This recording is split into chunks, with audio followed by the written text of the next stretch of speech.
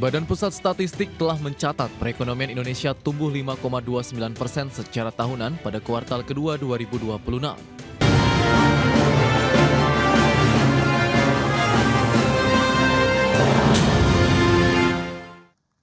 Ya, pemerintah akan terus mendorong laju pertumbuhan ekonomi di semester 2 tahun 2026 ini melalui kebijakan stimulus dan insentif. Strategi demi melanjutkan kinerja positif pertumbuhan ekonomi pada kuartal kedua yang tumbuh 5,29%. Badan Pusat Statistik telah mencatat perekonomian Indonesia tumbuh 5,29% secara tahunan pada kuartal kedua 2026. Ekonomi Indonesia juga tercatat tumbuh di atas 5% selama 5 triwulan berturut-turut di tengah proyeksi pertumbuhan ekonomi global yang hanya sekitar 3%. Menteri Koordinator Bidang Perekonomian Airlangga Hartarto mengatakan, capaian tersebut menunjukkan fondasi ekonomi domestik masih kuat meski menghadapi tekanan global. Untuk menjaga daya beli masyarakat, pemerintah menyiapkan paket stimulus ekonomi senilai 26,34 triliun, mempertahankan harga BBM hingga akhir tahun, memperluas penyaluran kredit program. Selain itu, pemerintah juga membidik peningkatan jumlah pariwisata yang diharapkan meningkatkan sisi pertumbuhan dari sektor tersebut. Kuartal selanjutnya tentu investasi tetap kita dorong, kemudian industri yang terkait dengan pariwisata terus kita genjot. Dan ini kan salah satu yang menarik, Nusa Tenggara dan Bali itu tumbuh di atas pertumbuhan nasional. Sehingga sektor ini yang terkait dengan pariwisata terbukti bisa menggeliat dan kita bisa dorong ini untuk low hanging fruit. Airlangga menambahkan pertumbuhan ekonomi semakin berkualitas karena dibarengi perbaikan indikator kesejahteraan. Jumlah penduduk miskin pada Maret 2026 turun menjadi 22,93 juta orang, sedangkan jumlah penduduk bekerja telah mencapai 148,19 juta orang. Jakarta, Raharjo Patmo, IDX Channel. Ya, pemirsa, untuk membahas tema kita kali ini, menguji jurus stimulus demi mengejar target pertumbuhan ekonomi di tahun 2026. Kita sudah tersambung melalui Zoom bersama dengan Bapak Jimmy Gani, Ketua Dewan Pengawas Asosiasi Pengusaha Retail Indonesia Perindo, kemudian sudah bergabung Pak Rizal Taufikur Rahman, beliau adalah Kepala Pusat Makroekonomi dan Keuangan Indef. Langsung saja kita sapa ini. Halo, Pak Jimmy, apa kabar Pak? Halo Mas Pras, kabar baik, apa kabar? Ya, kabar baik Halo. juga. Terima kasih atas waktu yang disempatkan Pak Jimmy, kemudian Pak Rizal. Apa kabar Pak Rizal? Baik, Alhamdulillah Mas Pras, sehat walafiat. Baik, salam sehat juga Pak Rizal. Dan tadi sudah disampaikan pertumbuhan ekonomi kita masih bertahan di 5% begitu. Bahkan di semester kedua ini akan terus digelontorkan beragam stimulus. Nah, kalau kita bicara mengenai review terkait dengan kebijakan stimulus insentif ekonomi yang telah dilakukan oleh pemerintah di sepanjang semester 1 tahun 2026 ini Pak Rizal. Apakah ini akhirnya terbukti memang menjaga pertumbuhan ekonomi di kuartal kedua ini yang masih tumbuh 5,29% kemarin Pak Rizal? Ya, menurut saya stimulus sepanjang semester 1 ya memang punya kontribusi ya di dalam menjaga pertumbuhan. Tetapi tidak bisa disebut bahwa stimulus yang angkanya di angka 28 triliun kalau nggak salah ya, tidak cukup ya sebagai faktor utama mengangkat ekonomi. Jadi kalau kita lihat capaian pertumbuhan ekonomi di kuartal kedua ya, yang tumbuh 5,29% year on year, itu sebenarnya melambat ya dari kuartal 1 di 5,61% ya. Nah, meskipun lebih tinggi dibanding kuartal kedua ini gitu ya. Artinya apa? Secara kumulatif semester 1 itu memang tumbuh di angka 5,45%. Jadi kalau kemudian kita lihat stimulus transportasi atau bantuan pangan ya, subsidi dan berbagai insentif memang menjaga disposable income ya ataupun mobilitas masyarakat jika itu juga tepat sasaran gitu ya.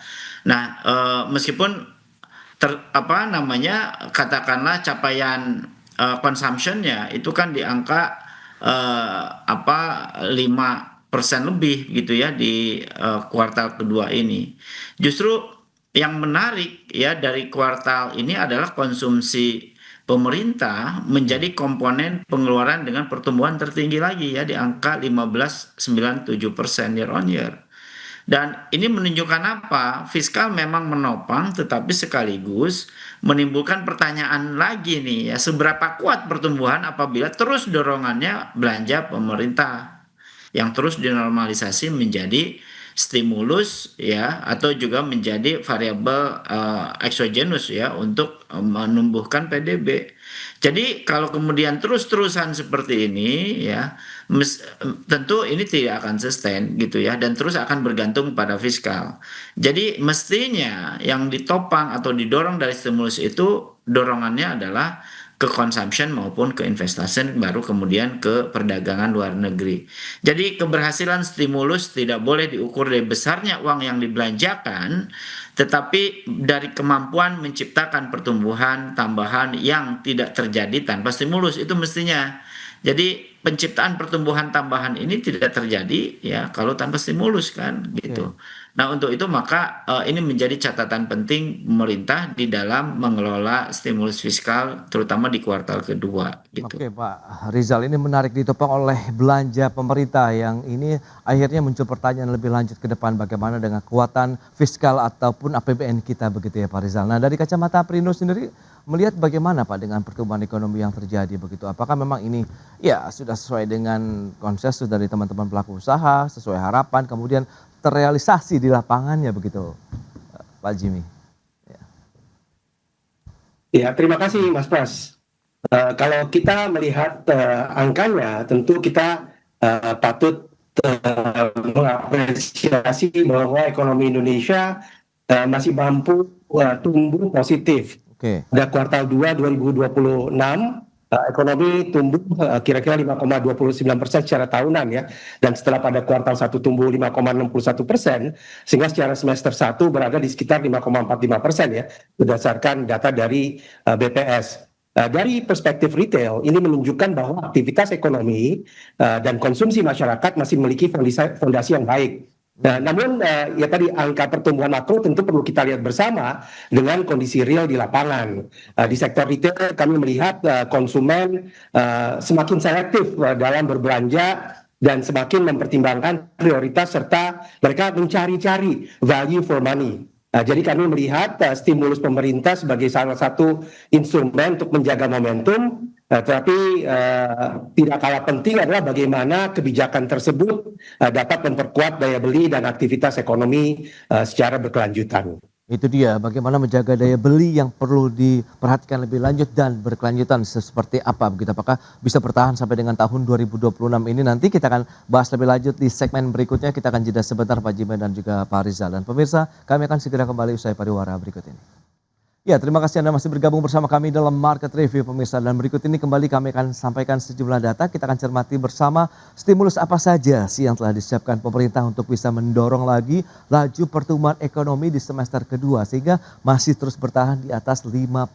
Ini dia, ada bantuan pangan ya berupa 10 kg beras, ada 33,24 juta penerimaan manfaat yang diharapkan bisa tersalurkan begitu ya. Ada diskon transportasi, libur sekolah atau Nataru 30%, ini kereta api jarak jauh kelas ekonomi, kapal laut dan juga penyeberangan, serta ada PPNDTP untuk tiket pesawat kelas ekonomi. Kemudian ada program magang dan vokasi, ada disasar 150.000 pelajar, kemudian tidak ada kenaikan harga BBM bersubsidi sampai dengan akhir tahun 2026.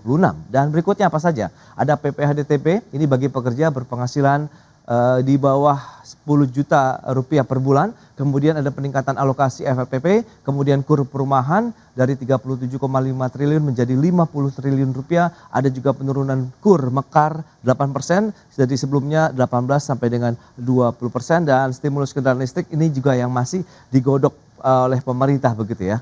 Itu dia. Dan berikutnya kita akan cermati data bagaimana dengan laju pertumbuhan ekonomi kita di kuartal 1 2025 sampai dengan kuartal kedua di tahun 2026. Ini dia trennya.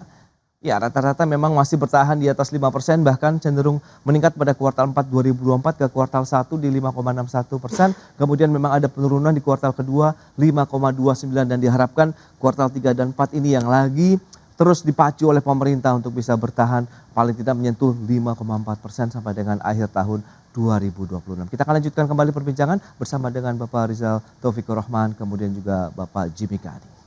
Ya, dengan beberapa informasi tadi yang sudah disampaikan, seberapa besar sih akhirnya stimulus ataupun insentif ekonomi yang sudah disiapkan oleh pemerintah pada semester kedua tahun 2026 ini bisa menjadi game changer kah Pak Rizal untuk bisa mengejar target pertumbuhan ekonomi kita di tahun ini?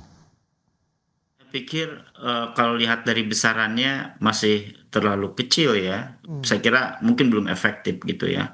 Oke. Karena paket stimulus semester 2 yang kisaran di 26,3 triliun rupiah, lebih tepat mungkin disebut bantalan ekonomi atau shock absorber ya, bukan game changers. Karena berbeda gitu ya. Kalau game changer tentu menjadi backbone-nya gitu ya. Kalau shock absorber tentu menjadi stabilizernya untuk mendorong bantalan gitu. Nah, sehingga komposisinya kalau kita lihat katakanlah 18 triliun untuk bantuan pangan atau 6,3 triliun untuk magang dan vokasi serta 2 triliun stimulus transportasi. Kalau alasannya mungkin ada 3 hal saya kira ya. Pertama tadi saya sampaikan di awal, skalanya relatif terbatas dibandingkan ukuran PDB kita ya. PDB nasional kita itu cukup besar, kue ekonomi kita kan. Hampir di 21.000 triliun gitu. Yang kedua, hampir 2/3 paket itu pada bantuan pangan. Bantuan pangan itu memang penting, tetapi dari sisi perlindungan sosial, tetapi multiplier efeknya ya cenderung memang sangat short term ya, karena sebagian besar kan bekerja melalui konsumsi ya. Oke. Jadi bantuan kalau berhenti ya maka efek tubuhnya juga akan hilang ya. Dan pendapatan permanen rumah tangga juga tidak tercipta dengan kuat gitu. Nah, yang ketiga memang persoalan transmisi ini. Kalau kita lihat dari angka tadi, di satu sisi fiskal ini ingin ekspansif, tetapi di sisi lain katakanlah ya dari sisi keuangan BI rate di angka 5,75% ya, setelah naik dari 4,75% katakanlah pada awal tahun lalu untuk memperkuat stabilitas rupiah, maka stimulus fiskal menjadi cost of capital dunia usaha justru jauh lebih mahal. Nah, melihat 3 aspek ini, maka tentu kebijakan bekerja nampaknya akan bertubrukan gitu ya, akan mengkontraksi ya, kontraktual gitu ya. Fiskal menekan pedal gas, sementara stabilitas moneter membuat apa ya, pedal moneter belum bisa sepenuhnya dilonggarkan. Artinya apa? Stimulus 26,3 triliun rupiah ini bisa memang menjaga lantai pertumbuhan, tetapi tidak cukup ya sendirian mengubah trajektori ekonomi. Game changernya adalah harus berasal dari crowding on investment ya, yang Ya. itu di swasta gitu, bukan sekedar tambahan konsumsi pemerintah. Jadi justru menjadi challengingnya adalah bagaimana stimulus ini bisa meng-create ya daya beli, kemudian konsumsi rumah tangga melalui penyerapan tenaga kerja yang banyak gitu, melalui apa, investasi, realisasi investasi di sektor-sektor yang produktif. Mungkin itu sih. Baik, baik. Nah, dari sisi Aprindo ini melihat dengan stimulus yang sudah disampaikan ataupun sudah digelontorkan oleh pemerintah nantinya di semester kedua ini seberapa jauh bisa berpotensi meningkatkan, kalau Anda garis bawahi tadi adalah daya beli masyarakat, kemudian apakah masih terus bisa bertahan sampai dengan akhir tahun begitu, Pak Jimmy? Iya Mas Pras, kami melihat paket stimulus sebesar 26,34 triliun sebagai langkah yang positif untuk menjaga momentum perekonomian di semester 2 ya. Pemerintah sendiri kan menyampaikan paket tersebut mencakup insentif transportasi, tadi ada program magang dan vokasi, serta bantuan pangan. Dari sisi retail, tentu kami berharap stimulus tersebut dapat meningkatkan mobilitas, konsumsi, dan aktivitas ekonomi masyarakat. Jadi bisa memberikan multiplier effect kepada sektor perdagangan. Tapi aktivitasnya tentu akan sangat tergantung pada ketepatan sasaran dan juga ketepatan penggunaannya. Jangan sampai stimulus hanya memberikan efek sesaat aja. Idealnya stimulus juga menjadi jembatan menuju penguatan ekonomi yang lebih fundamental, yang lebih dasar gitu ya. Jadi kami optimis, tetapi tetap berharap stimulus ini menjadi pemicu, bukan satu-satunya mesin pertumbuhan ekonomi. Bagaimanapun kan kita berharap konsumsi nanti mendorong, tapi dibangun atas dasar produktivitas yang meningkat, gitu Mas Ya, Pras. kira-kira stimulus apa yang efektif nih Pak Jimmy untuk bisa mendorong belanja masyarakat dari sisi retail begitu? Apakah kaitannya dengan daya beli masyarakat ini yang harus terus diungkitkah, didorong lebih jauh lagi atau bagaimana Pak? Saya rasa sih tadi contoh dengan adanya program magang yang menyerap tenaga kerja gitu ya, Ya, ya. itu akan membantu untuk menciptakan daya beli bagi orang-orang yang diserap yang tadinya Oke. mereka tidak punya penghasilan, kemudian akhirnya mereka punya penghasilan. Ya. Nah, kita berharap tentu stimulus-stimulus yang pada akhirnya berakhir pada penciptaan lapangan kerja ini yang kita berharap bisa dilakukan gitu. Begitu juga dengan stimulus-stimulus yang pada akhirnya membuat dunia usaha lebih kompetitif, lebih bisa membangun usahanya, Ya. mengembangkan usaha sehingga memberikan pekerjaan dan juga penghasilan bagi masyarakat umum gitu. Nah, hal-hal itu kan tentu nanti bisa memberikan atau meningkatkan daya beli masyarakat gitu ya, Mas Prasya. Ini hal-hal seperti ini yang lebih fundamental gitu. Tentu yang hal-hal yang sifatnya short term juga Ya. itu juga perlu untuk menjaga supaya daya belinya tetap bisa terjaga gitu ya, untuk Oke. membeli barang-barang. Tapi saya rasa yang fundamental itu juga tidak kalah penting untuk bisa dilakukan oleh pemerintah. Oke, tadi juga sudah disampaikan oleh Pak Rizal, sepertinya dominasi juga masih ada kekuatan dari sisi belanja pemerintah begitu. Nah, bagaimana supaya bisa mendorong belanja masyarakatnya nih Pak Rizal? Kita bahas lebih jauh nanti di segmen berikutnya. Kita akan jeda kembali sebentar, Pak Jimmy dan juga Pak Rizal. Dan pemirsa, tetaplah bersama kami. Ya, terima kasih Anda masih bergabung bersama kami dalam Market Review, dan pemirsa kita lanjutkan kembali perbincangan bersama dengan Bapak Rizal Taufik Rohman dari Indef, kemudian ada Bapak Jimmy Gani dari Aprindo. Nah, Pak Rizal, kalau kita bicara mengenai Anda sampaikan tadi bahwa ini belum masuk kategori game changer, tapi masih menjadi bantalan dari kondisi saat ini, begitu bantalan ekonomi. Lantas berapa kuat sebenarnya bentuk insentif, stimulus yang akan berdampak terhadap kemampuan juga daya beli masyarakat, kemudian menjaga keseimbangan antara bisa mendorong tadi pertumbuhan ekonomi kita, di satu sisi APBN-nya juga tetap kuat begitu, Pak Rizal. Iya, kalau angka tadi ya, di 26 triliun itu ya, memang hanya mampu mungkin menjaga consumption ya, tapi belum mampu mengangkat tren konsumsi secara permanen. Oke. Katakanlah kita lihat data dari Bank Indonesia ya, rilis Agustus ya tanggal 10 katakanlah ya, indeks keyakinan konsumen di Juli itu masih optimis ya di angka 117 ya. Tetapi indeks KEE-nya ya atau ekspektasinya berada di 107,9 gitu ya. Dan angkanya indeks ekspektasi konsumennya di angka 125,7. Artinya apa? Keduanya turun dibanding dengan Juni. Masing-masing angkanya 109 ya dan 126. Ini menunjukkan apa? Konsumsi belum optimis tetapi cenderung arahnya confident ya, sedang melemah. Nah, yang justru menurut saya yang menarik adalah inflasinya justru terkendali. Katakanlah IHK-nya ya Juli ini kan di angka 2,8% year on year ya, masih berada katakanlah di selang proyeksi Bank Indonesia katakanlah ya di angka 25 plus minus 1%.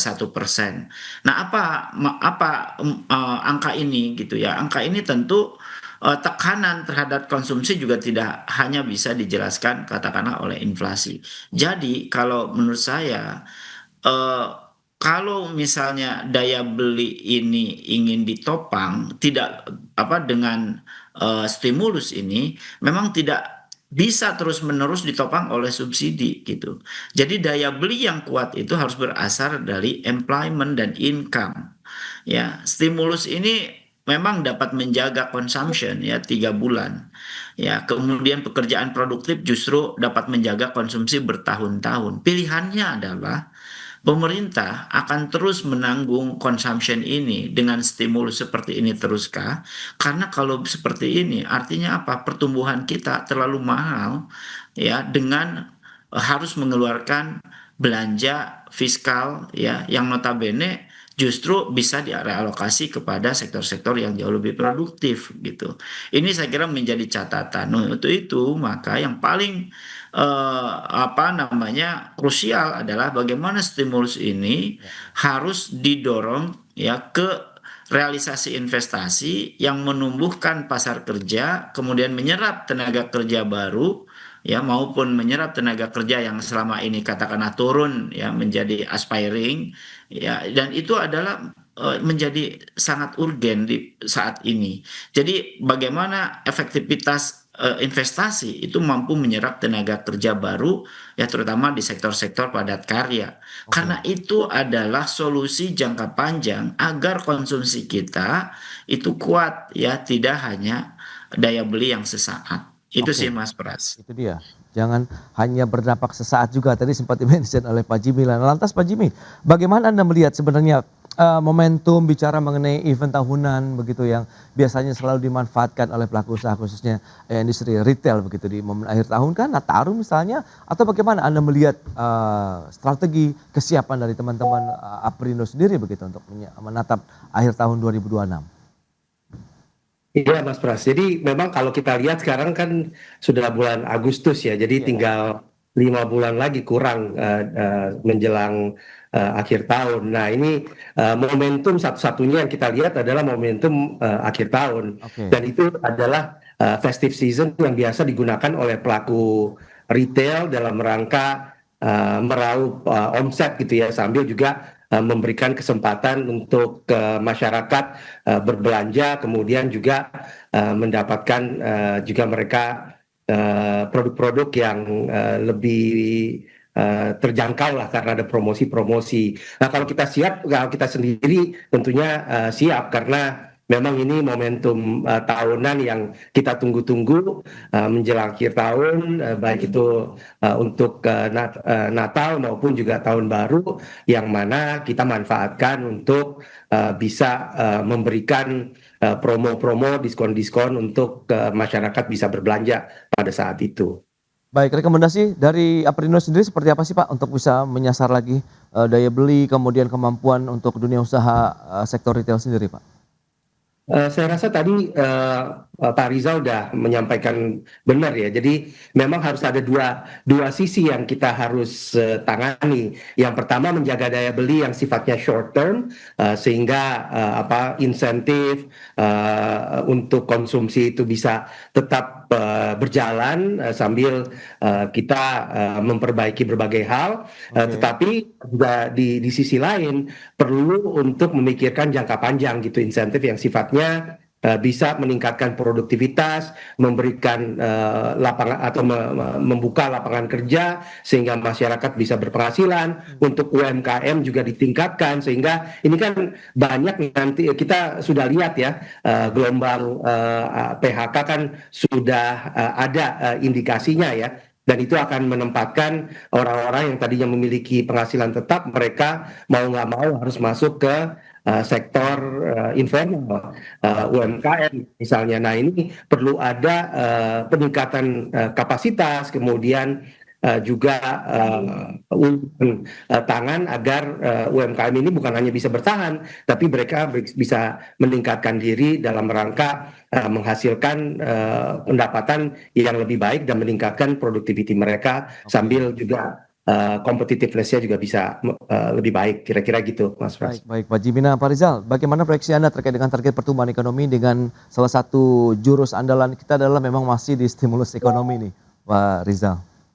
Ya, menurut saya sih target 5,4 ya.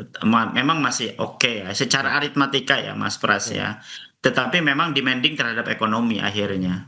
Katakanlah semester 1 ini kan tumbuh di 5,45% ya. Dan secara kasar pertumbuhan semester 2 perlu ya dipertahankan di kisaran angka 5,3 sampai 5,4% ya, agar target tahunan tetap berada di jangkauan 5,4% itu ya, seperti di target di dalam APBN.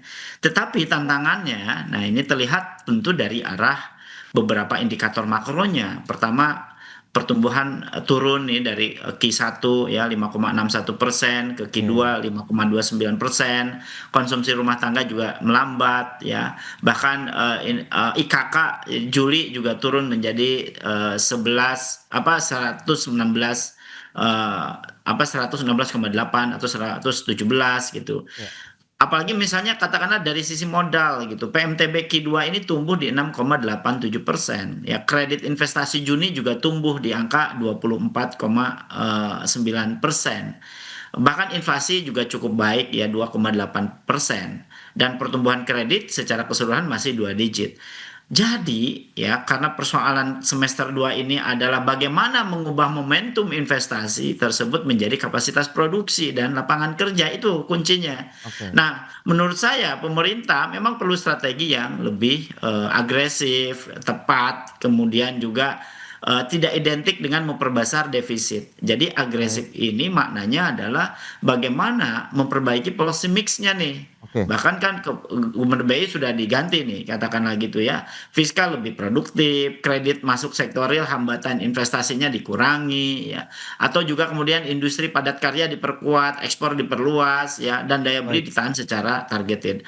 Kalau misalnya ingin kita gunakan paket stimulus di semester 2 ini di 26,3 triliun rupiah ini plus Baik. diskon plus bansos, ekonomi mungkin masih tumbuh di angka 5,4%, tetapi untuk mendorong ekonomi bergerak secara konsisten, ya menuju katakanlah ya tahun depan ingin 6%, 7% berikutnya, maka paket ini jelas tidak cukup model-model seperti ini gitu ya. Oke, Tetapi tentu dibutuhkan adalah bagaimana kita merubah engine growth dari consumption led menuju investment productivity, employee lead growth, itu sih Mas Pras. oke, Bagaimana investment baik. grade dan juga growth ini yang mempercepat Ya, dari engine growth ekonomi itu dia. Indonesia, itu sih. Itu dia, perlu ada langkah yang cukup agresif begitu yang harus dilakukan oleh pemerintah ya, inovasi baru untuk bisa mencari mesin-mesin pertumbuhan ekonomi baru kita begitu, tidak tergantung lagi kepada stimulus-stimulus ataupun insentif yang diberikan, karena ini kaitannya erat juga dengan nanti akhir-akhirnya kemampuan dari APBN ataupun fiskal kita sendiri. Baik,